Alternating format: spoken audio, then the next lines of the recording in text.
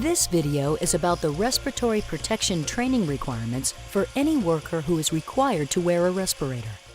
The Federal Occupational Safety and Health Administration, also called OSHA, and state OSHA agencies require employers to provide free respiratory protection training to workers who wear respirators on the job. This video provides a brief overview and general information about respiratory protection training requirements.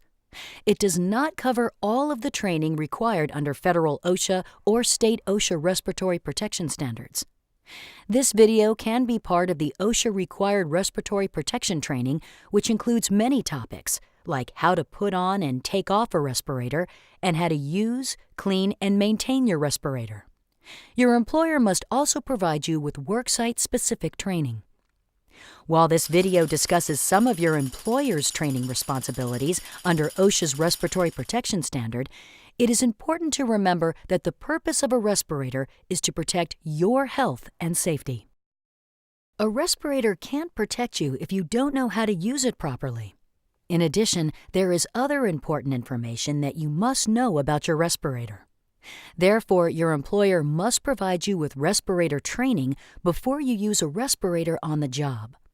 This training must be presented in a way that you can understand and must include at least the following information: why you need to use the respirator, what the respirator can and cannot do to protect you, how to properly inspect, put on, and take off and use your respirator, how to check the seal of your respirator, also called a user seal check, how to use the respirator effectively in emergency situations, including situations in which the respirator doesn't work properly, how to recognize medical signs and symptoms that may limit or prevent you from using a respirator, how improper fit, usage, or maintenance can reduce your respirator's ability to protect you, what the procedures are for maintenance and storage of the respirator, and what the requirements are for federal OSHA's or your state OSHA's respiratory protection standards.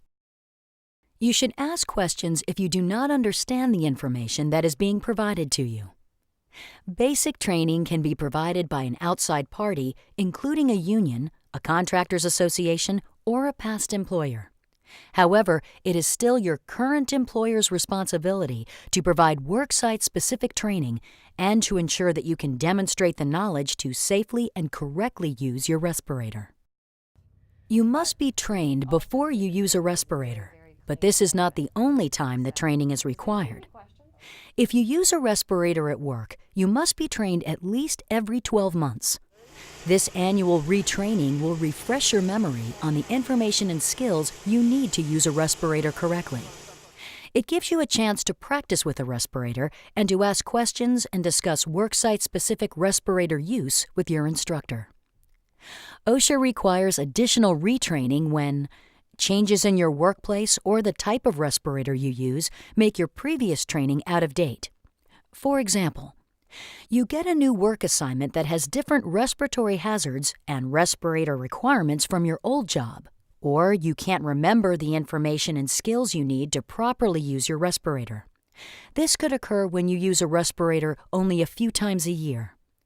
Or a situation comes up in which retraining is necessary to ensure safe respirator use. For example, your supervisor sees that you're not using your respirator properly. Learning and remembering the knowledge and skills you need to use your respirator correctly will help ensure that your respirator protects you.